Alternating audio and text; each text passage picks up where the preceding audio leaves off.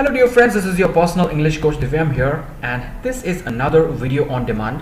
One of the students had requested me to explain the speech in detail, so here I am explaining you Chief Seattle's speech.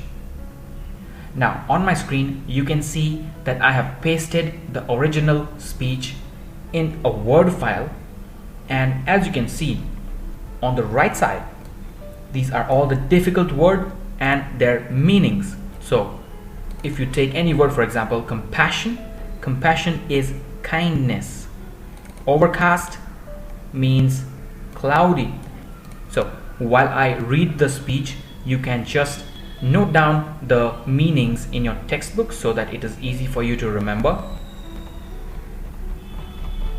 I have no idea how this chapter looks in your textbook. I have extracted this speech from the web. I hope it matches with your textbook, and if it does not, please do mention it in comment section. I would appreciate that. So let's begin with the speech. Before getting into the speech, there should be one question in your mind. And what is that? You should think why this speech was written at the first place.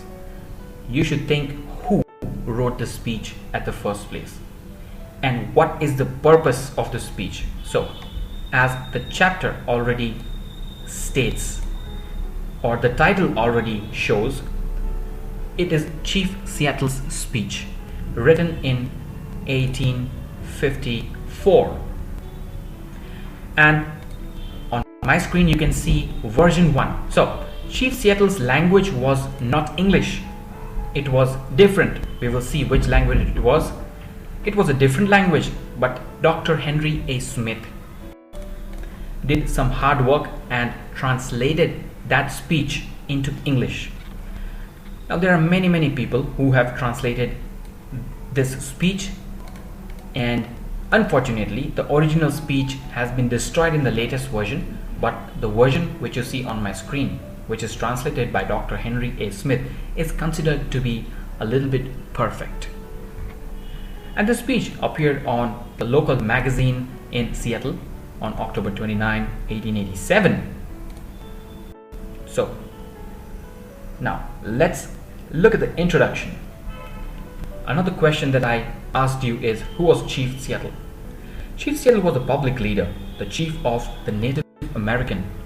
What are the Native Americans known as? They're known as Red Indians.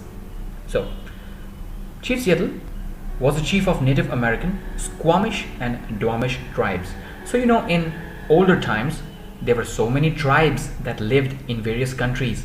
Tribes went on coming and they went on being replaced by another tribes, and so on and so forth. One tribe would conquer another tribe, or they may make a deal like the one that we are going to see in this chapter. So Chief Seattle was the leader of some tribe. The American city Seattle is named after him. It's a very interesting fact, and you should know this. He is especially known for his speech, or sometimes referred to as the letter, delivered in 1854.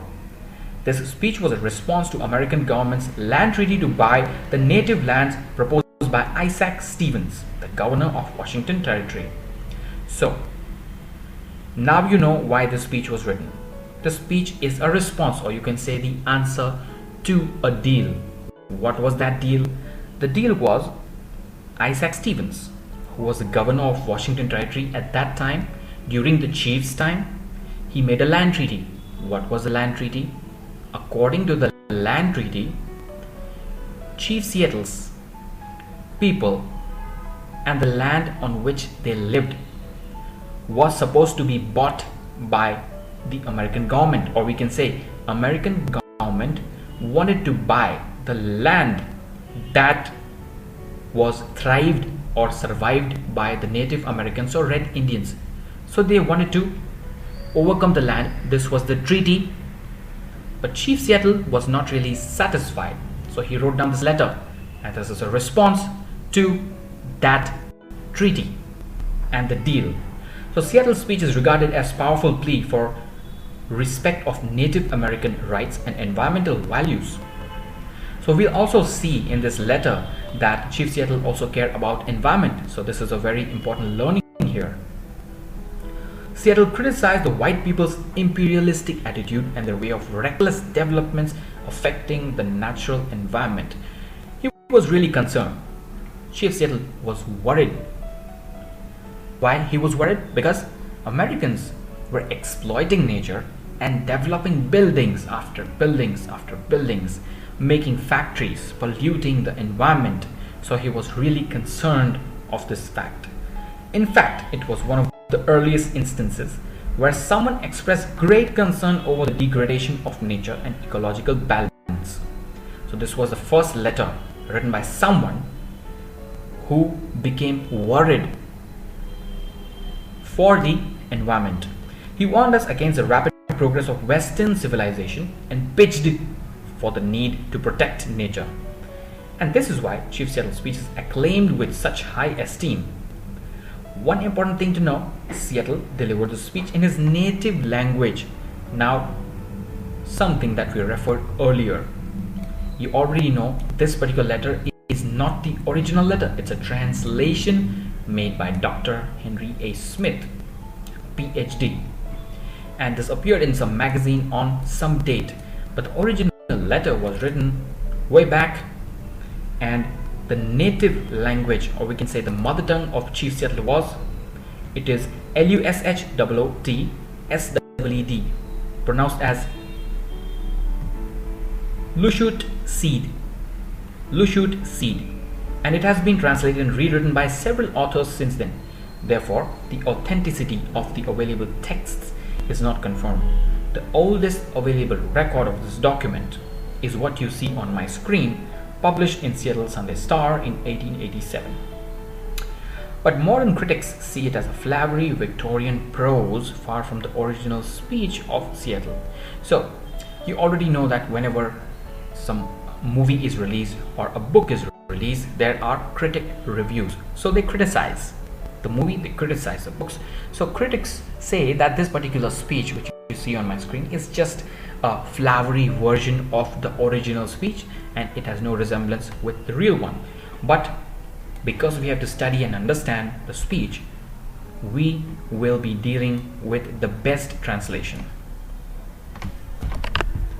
Moving on to the speech. So that's why it says authentic text of Chief Seattle's treaty. Oration. What is oration? A person who speaks is an orator. Orator is a person who speaks, and oration is a process of speaking. Let's begin with the first sentence. Yonder sky that has wept tears of compassion upon my people for centuries untold, and which to us appeared changeless and eternal, may change. Today is fair. Tomorrow it may be overcast with clouds. Meanings of difficult words. Yonder is at a distance. Wept, you already know, is a past participle of weep, which means crying. Compassion is kindness, pity, empathy. Untold means unsaid. Changeless, something that cannot change. Eternal means everlasting or immortal, or which lives forever. Overcast means cloudy. So, meaning of this sentence is, at the very beginning of the speech, Chief Seattle expresses his concern over environmental degradation and its possible impact upon human civilization if we do not take immediate measures. So, he says that the sky, at a far distance, there is a sky that has cried tears of compassion, which means the sky was kind to his people. But why was the sky kind to his people? For centuries untold, and which appears changeless and eternal, may change, which means the nature was really kind to Chief Seattle's people. It was so kind that it wept tears of compassion. Today is fair, tomorrow it may be overcast with clouds. Why does he say today is fair? Because the land on which he is staying has not yet been overtaken by American government. So that's why he says it's alright today, but tomorrow it may be bad, overcast with cloud, once the American government has taken over the land. My words are like stars that never change. Whatever Seattle says, the great chief at Washington can rely upon with as much certainty as he can upon the return of the sun or seasons. So, at the beginning itself, he has assured in the letter that whatever I am saying is 100% true, and the person who wants to take over his land can believe it with eyes closed with 100% confidence. The white chief says that big chief at Washington sends us greeting of friendship and goodwill. Remember this, white chief is none other than the governor, and big chief is something above the governor, or you can say the president. So the white chief says that the president at Washington sends us greeting of goodwill and friendship. This is kind of him, for we know he has little need of our friendship in return. What he means here is the president or the big chief does not need anything from the Native Americans or Chief Seattle's people, because they will not be able to help them. So he says, although the president is sending a lot of greetings and goodwill and friendship messages, but we are already aware that he doesn't need us anymore. His people are many. They are like grass that covers vast prairies. My people are few. They resemble the scattering trees of a storm-swept plain. Some vocab here. Prairies, meaning a large open area of grassland. Scattering is spreading. S needs to be capital. Presume is assume.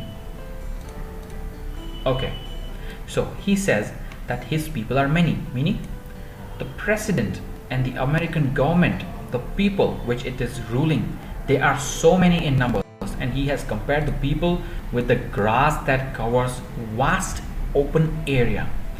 So you can imagine a garden and grass that covers vast open area. So he's comparing the number of people in America to that. He says that my people are few. I don't have so many people left now. They resemble scattering trees of a storm-swept plain.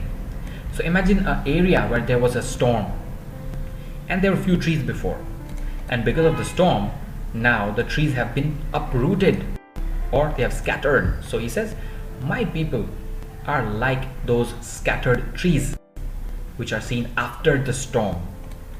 The great, and I assume good white chief sends us a word that he wishes to buy our land, but is willing to allow us enough to live comfortably, which means he starts with a praise for the white chief. So who's the white chief? The governor. So he says that the governor sends us a word that he wishes to buy our land. So in ancient times there were messengers, and one of the messengers might have come to Chief Seattle and informed him that the governor of some of the other city wants to buy his land. So it's not something that he's conquering the land, but he's willing to allow Chief Seattle and his people to live comfortably. So he says this indeed appears just even generous, for the red man no longer has rights that he need respect, and offer may be wise also, as we are no longer in need of extensive country. He says that the offer may be wise, the treaty may be wise and logical, but the Native Americans are not in the need of land anymore. Let's move on to the next paragraph. I hope you understood the first paragraph.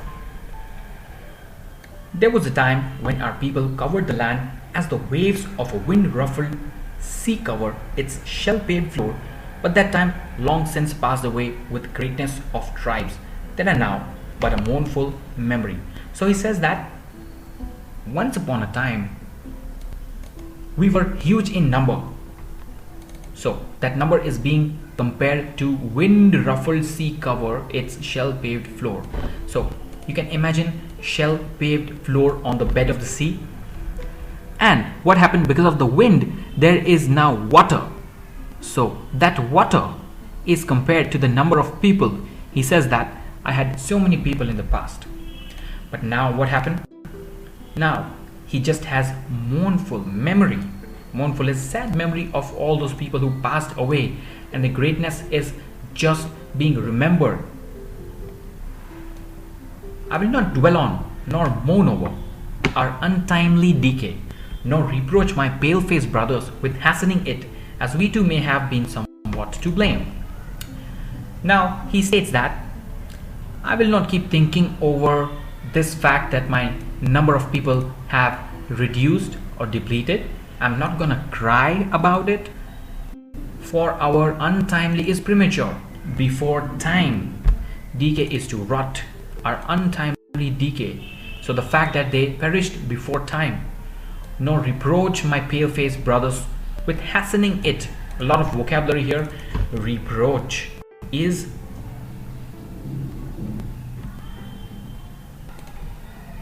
scold or criticize. Pale-face is a name supposedly used by North American Indians. Hastening is speeding up. So what he says is, I'm not gonna cry about this fact that my number of people have reduced, because why he wouldn't cry? We too may have been somewhat to blame. So we have also committed some mistakes for our less numbers. It may be being aggressive, it may be being anything. Youth is impulsive. When our young men grow angry at some real or imaginary wrong and disfigure their faces with black paint, it denotes that their hearts are black and that they are often cruel and relentless. And our old men and old women are unable to restrain them. So now Chief Seattle is blaming the young people. He says that young people don't think before acting. They just are angry at some incident and they bring a lot of shame to the tribe. And that indicates that they're not good people. They sometimes act cruelly and mercilessly. And what do their parents or old people do? They are unable to control them when they act in a reckless way. Thus it has ever been, thus it was when the white man began to push our forefathers ever eastwards. Thus it has ever been means it has been like that. It was when the white man began to push our forefathers ever westward. So he is referring to the time when Americans tried to push the native Indians to the west. But let's hope that the hostilities between us may never return. Hostilities means bad relationship or fighting. So Chief Seattle hopes that the bad relationships never return between the Americans and Red Indians or Native Americans. We would have everything to lose and nothing to gain. So he's admitting the fact that if at all the relations spoil, what will be the outcome? The Native Indians will lose because they have nothing to gain. They are very less in number. So if the Americans get angry on them, they will lose. Revenge by young men is considered gain even at the cost of their own lives. But all men who stay at home in times of war and mothers who have sons to lose know better. So very deep statement here. Revenge is nothing but vengeance. So he says that revenge, young men and young people, young boys and girls take revenge. They go to the war and they protect their territory, losing their lives. But what happens at their houses? What do their parents think? What do their grandparents think? They had an only son who died in a war. So Chief Seattle states that all men who stay at home in times of war, when their sons and daughters die, only they know better. The mothers who have sons to lose, they know the pain of losing a son. The society considers great thing that a son lost his life in a battle. But at home, his mother, his grandparents, all of them, they are absolutely shattered by the loss. Our good father in Washington, for I assume he is now our father as well as yours, since King George has moved his boundaries further north, our great and good father, I say, sent us word that if we do as he desires, he will protect us. So, who is our good father in Washington? He's a president. Okay, and you can understand the meaning of the sentence by omitting the middle phrase. Our good father sends us a word that if we do as he desires, he will protect us. So the president says that if you do whatever I demand or wish or request, president will protect them from anything.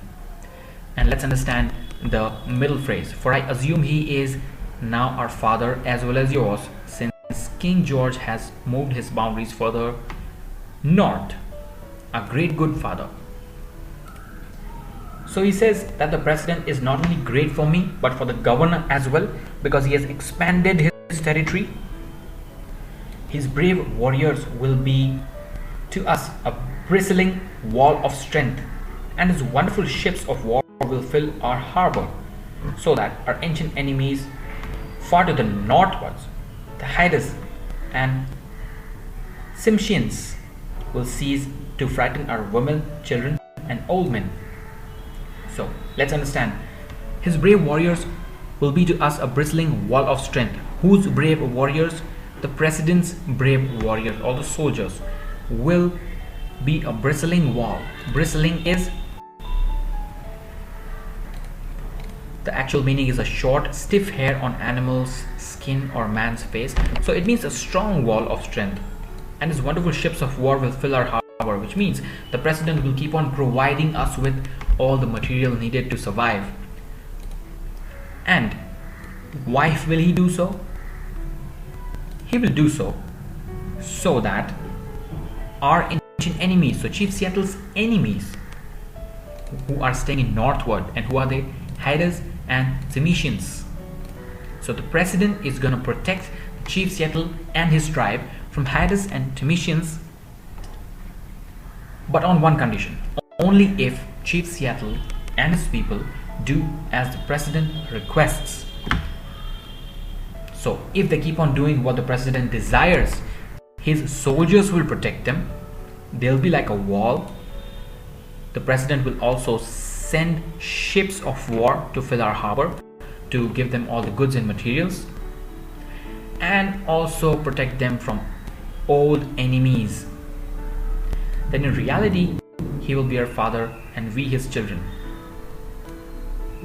So he says that if this happens, if he really protects us from our enemies, and if he really helps us survive, then we are his children and he is our father.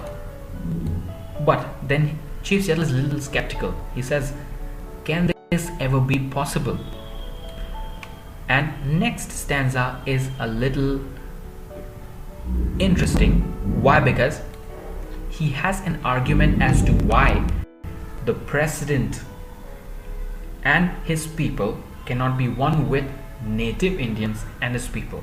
He says, your God is not our God. We have different gods. My tribe is worshipping another God.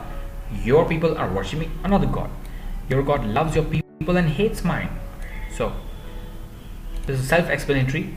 He folds his strong protecting arms lovingly about the pale face and leads him by the hand as a father leads an infant son.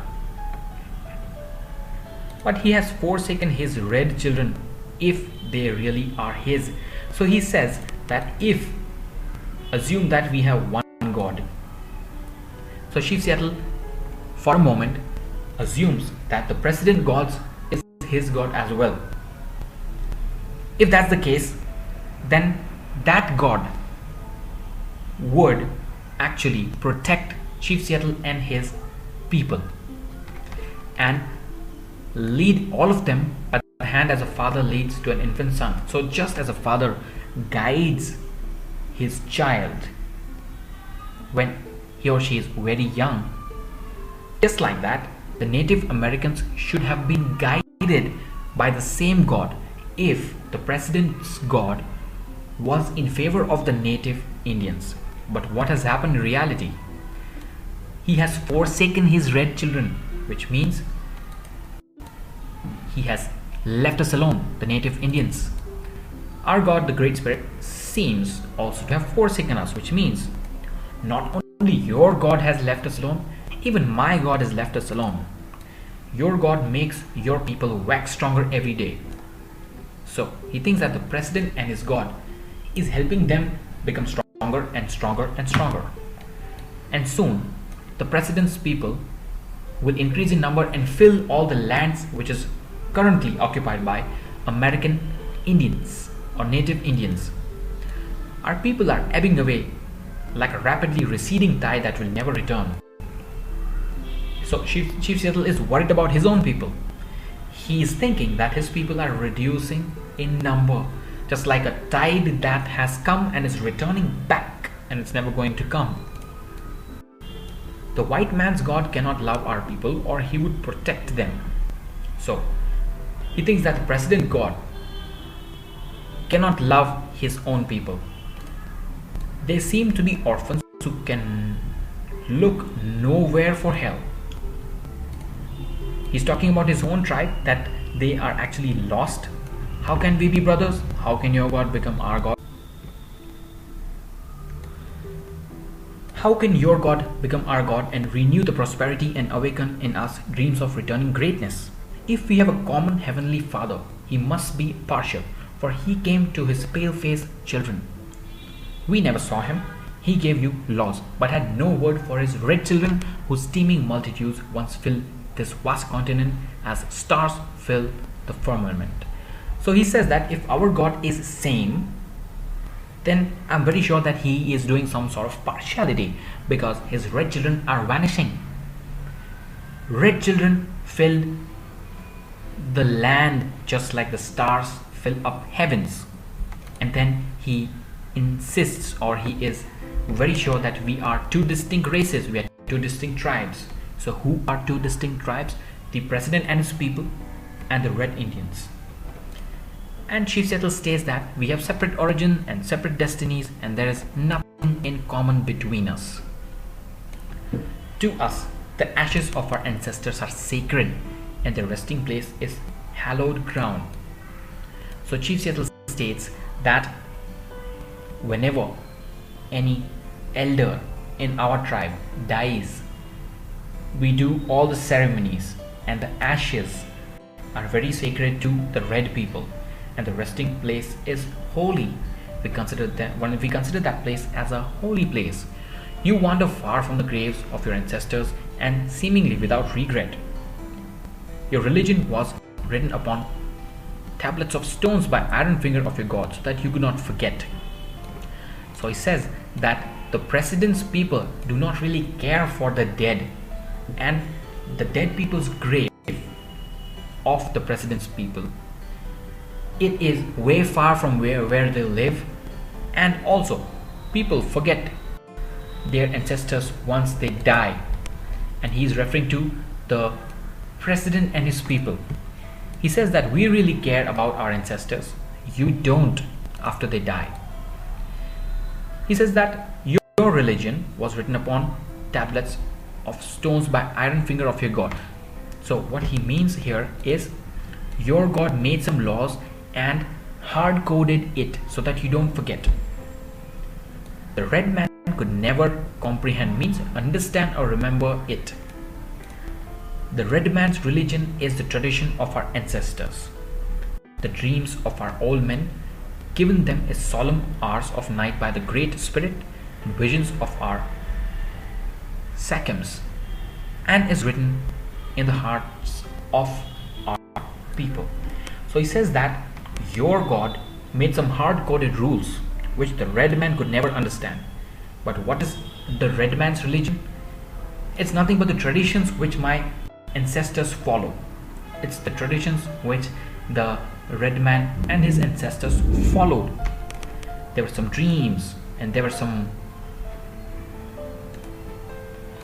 meditation that their ancestors did in solemn hours, in serious hours. And who gave the dreams and visions? It was a great spirit. So the red man worships the great spirit, and the great spirit gave them some visions and imaginations and dreams. And all of those dreams are written in the hearts of their people. They are not written in any stones or walls or books.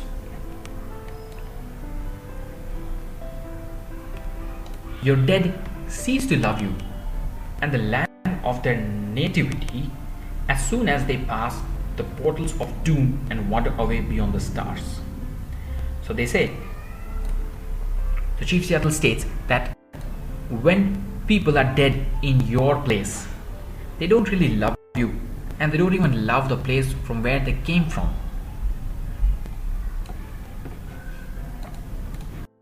What is the meaning of pass the portals of doom and wander away beyond the stars? The whole thing means when they die. So he says that your dead cease to love you. So the dead people do not love you anymore when they die. They don't even love the land from which they came. You people, which means the president's people, they forget them. Whereas he talks about the red Indians, he says that in our culture, our dead people never forgets us, or we never forget them. They still love its great valleys and rivers and mountains and another set of valleys and bays. And sometimes our ancestors who are dead, they come as a guide to console and comfort us. So this is the difference between my people and your people. So Chief Seattle is telling the president how his tribe is different from the president's. He says that your people don't really value the dead, and the dead don't value you, whereas we really care for the dead, and they do come to us when we need them. Even when we are alone, they come to us to console and comfort us. Day and night cannot dwell together. So why is he speaking this? He is comparing the red Indian tribe with the American tribe, and therefore he says it's like chalk and cheese. It's like day and night, which cannot stay together. The red man has ever fled the approach of white man, as morning mist flees before morning sun. So imagine a winter morning. There is a lot of mist. But what happens when the sun rises? All the mist disappears. So he says that red man is just like a mist that disappears when the white man, disguised as sun, comes up in the morning. Your proposition seems fair, and I think that my people will accept it and will retire to reservation you offer them. He says that the president or the governor's land treaty will look okay for my people, and Chief Seattle assumes, and he is very sure, that in future his people are going to accept the land treaty. Whatever you offer them will be offered. Then will dwell apart in peace, for the words of great white chief seems to be the words of nature speaking to my people out of dense darkness. So here he means that Chief Seattle's people will be lost once the governor takes over the land. Why? Because Chief Seattle's people will think that the white chief is great, and white chief, whatever he speaks, is final. But actually whatever the white chief is speaking is not from the heart. It's from the dense darkness. It will not have any logic. It matters little where we pass the remnant of our days. So the chief says that it doesn't matter where we pass the remaining days. It may be in our land, it may be in your land, and there might not be more days left for our tribe as it is vanishing. The Indian's night promises to be dark, which means when you take over our land, I'm very sure that my people are not going to be happy. They're going to be sad. Not a single star of hope hovers above horizon. So when the governor, the president decides to take over the land, there will be no hope. It will be a hopeless scene. There will be sad voices spread out in long distance. There will be serious bad luck on red men's head, and he has compared it with a hunter hunting a deer by this sentence: wherever he will hear the approaching footsteps of his fell destroyer and prepare stoically to meet his doom, as does the wounded doe that hears the approaching footsteps of the hunter. So imagine a situation where a hunter hunts down a deer. Okay, doe is nothing but a female deer. So the deer is shot and it is on the ground, but it is still has life. It still has life. Now the deer knows that the hunter is approaching the deer's body, so it will be scared. So the red man is saying that it will be the same scenario where the land will be taken over, that all the red men and his people will be scared just like a doe when the white people take over the land and white people approach them for any deal. A few more moons, a few more winters, and not one of the descendants of mighty hosts that once moved over this broad land or lived in happy homes protected by the Great Spirit will remain to mourn over the graves of a people once more powerful and hopeful than yours. So, keep noting down the vocabulary. Descendants is nothing but ancestors. Mourn is cry. So he says that our traditions will be broken. Now, there will be very less people visiting the ancestors' graves. There will be very less people who will be actually connected to the spirits once you take over the land. But in the next sentence he says that why should I cry for the premature bad luck of my people? It has been the rule of nature. Tribe after tribe went on coming and going, just like we discussed in the beginning of the chapter. Tribe follows tribe, nation follows nation, like the waves of the sea. So one wave replaced by another. This has been the nature. This has been the law of nature. So why should I cry? It is the order of nature, and regret is useless. So if I regret, if I sit and cry, it's not gonna help me. Your time of decay may be distant, but it will sure come. For even the white man whose God walked and talked with him as friend to friend cannot be exempt from the common destiny. We may be brothers after all. We will see. So here there is a little feeling of revenge from the chief's side. Why? Because he says that right now our time has come to perish. Our time of decay has come. And your time, which means the president and his people's time, may be far away, but the time to perish will come for him and his people as well. And what is the reason that Chief Seattle is giving? He says that even the white man whose God walked and talked with him as friend to friend. So even the white man's God is not exempted or excused from bad luck or destiny or luck. He says that we may be brothers. So if that's going to happen, if that might happen in near future, we are on the same boat. There are no boundaries, and we will see whatever happens. We will ponder your proposition, and when we decide, we will let you know. So we will think over the treaty and the deal that you have made, and we will let you know if we find it comfortable.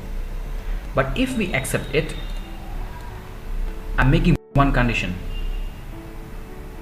that my people will visit the ancestors of friends and children. It's alright if you take our land. It's alright if you want our lands. But I'm making one condition. And what is that? My children, my relatives my people will visit the ancestors' tomb regularly. Because the land in which we have stayed for years, my land is a sacred land that we've considered. And why is my land considered sacred by each of my people? Because everything in my land, it may be a hill, it may be a valley, a plain, or a wood, is made sacred. We have had so many events here, and it is made sacred by my people who has spent quality time with nature. So even the rocks, which seem to be dumb and dead as the swelter in the sun along the silent shore, thrilled with memories of stirring events connected with lives of my people. So the chief states that his people enjoyed every moment with the nature. It may be anything that we saw in the previous statement, but also the rocks. He has not left out the rocks. He says that rocks which look so still and dumb and dead in the scorching heat, we have memories with the rocks as well. So our land and our people are very sacred to us. And the very dust upon which you now stand responds more lovingly to their footsteps than yours, because it is rich with the blood of our ancestors. So the ancestors were buried in the land on which chief is right now orating or speaking. He says that the sand or the dust loves us more because the sand has the blood of our ancestors, and the sand is conscious about our kind touch. So when we walk on the sand is aware that red people are walking, the same red people who loves us. A departed braves, fond mothers, glad and happy-hearted maidens, and even the little children who have lived here, rejoiced here for a brief season. We love these somber solitudes, and eventide they greet shadowy returning spirits. So he says that all the people who have died in our tribe, it may be anyone, and mothers, glad happy maidens, so the girl who is unmarried, and even little children who lived here.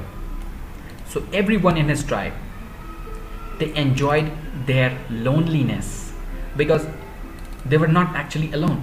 There was spirits, and there was shadows, and there was some or the other company, because everything they did was holy during their time. And when last red man shall have perished, the memory of my tribe shall have become myth along the white men. These shores will swarm with invisible dead of my tribe. And when your children's children think themselves alone in the field, the store, the shop, upon the highway, or in the silence of the pathless woods, they will not be alone. A very deep statement here, friends. He says that whenever you overtake or overcome or conquer my land, eventually the white people will be staying here, and the white people will have kids and kids and kids. And say for example a kid is playing alone on the seashore, or a kid is playing alone in the shop or the highway, anywhere.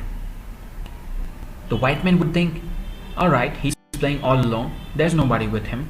But the red Indian or the chief thinks that he will not be alone, because we have our spirits on the land. In all the earth there is no place dedicated to solitude. So he thinks being alone is the greatest thing. At night, when the streets of your cities and villages are silent and you think them deserted, they will throng with the returning hosts that once filled them and still love this beautiful land. So he's addressing the white people or president's people. The chief is saying that whenever you overtake my land, you conquer my land, and whenever you have your descendants here and they are all alone in the streets or in the shops, they will not be alone. They will be accompanied by someone. They will throng with returning hosts that once filled them. What is the meaning of throng? It is crowd. So crowd with returning hosts, with returning spirits that once filled the land and still love this beautiful land. So the spirits who lived here will always be here because they love this land. They have emotions and memories attached. The white man will never be alone because he will be surrounded by spirits. Let him be just and deal kindly with my people. For the dead are not powerless. Dead, did I say? There is no death, only a change of words. So, let him be just and deal kindly with my people. For the dead are not powerless. So he is addressing the president and requesting him to deal with his people kindly, or with empathy, or with a lot of respect. Because if dead people are going to stay there after they take over the land, the chief wants the president that the dead are not powerless. If you do anything to his people or chief's people, the spirits will protect them. And then he says, dead, did I say? There is no death, only a change of words. So to the white people, if a person dies, he's no more. He doesn't exist anymore. But in reality, the chief says that it's only the spirit that has changed its world. There is no death. So friends, I hope you've understood the speech. It is very interesting. So why don't we go ahead and summarize this? So at the very beginning of the speech, Chief Seattle expresses his concern over environmental degradation and its possible impact upon human civilization if we do not take immediate measures. According to him, nature has been a great sympathizer for his native people for a long time now. Nature has given them everything they need to live on earth. He fears that though his condition seems to be eternal and changeless, it may ultimately change. Human civilization may face great trouble in future if we don't respect environmental values. Then the speaker ascertains his reliability by comparing his words to the stars that never change. So he will not change his stance in response to the government's proposal of land treaty with the natives. The white chief, or we can say the governor, had arrived with the proposal and the message of friendship from the big chief, or we can say the president. Seattle says that it is a kind of sympathy they're showing, or he says that it is kind of them to offer the natives their goodwill and friendship, because he knows that the government has no need of natives' friendship in return. Seattle speaks of the deplorable condition of his people. He remembers that once they had filled the entire country, but now there are only few people left in their tribes. They are on the verge of extinction, so actually they don't need the vast land anymore. And for this doom of the Red Indians, Seattle mainly accuses the white people's act of forcing their way into the native lands. The white people regards themselves as superior and supreme and do not respect the tribals. They do not respect the tribal people's land rights and cultural values. Seattle also criticizes the reckless manner of the young men of his own tribe. According to him, the youth should be more sensible and responsible. Seattle says, the president has offered to protect the native women, children, and the old men from the attacks of their outside enemies like Haidas and Chimicians if they agree to the land treaty. In that case, the president would really be their protector, their father. But he doubts if that will ever be possible. According to Seattle, there is so many cultural differences between the white Americans and the native Red Indians that an union or mutual understanding between the two looks unlikely. After all, they too are two distinct races with separate origins and separate destinies. The white people have received all the love and care of God. The tribal people have been deprived of the love, guidance, and protection of God and finally come to their meager existence. The native red people of America live closer to nature than the white people. They love the beautiful aspects of nature and understand the importance of maintaining it. To the tribal people, the ashes of their ancestors are sacred and they visit their resting ground to show their respect for those. But as Seattle complains, white people have no feelings for their ancestors. They wander far from their graves without any regret. Again, the white people don't seem to love this world anymore after they die. So they never visit their people and places again. But the tribal people never forget this beautiful world that gave them being and continue to visit their loved ones to guide, console, and comfort them. Seattle even says that white people's religion, that is Christianity, is written upon the stones so that people never forget it. It is not felt by heart. Their religion is somewhat artificial and mechanical as they have no respect for the environment and for their ancestors. But the native people's religion is the traditions of their ancestors, the dream of their old men. The chief prepares his people for their impending doom by saying that no one will be spared from the hands of time, decay, and death. Death is common destiny that the white men too cannot defy.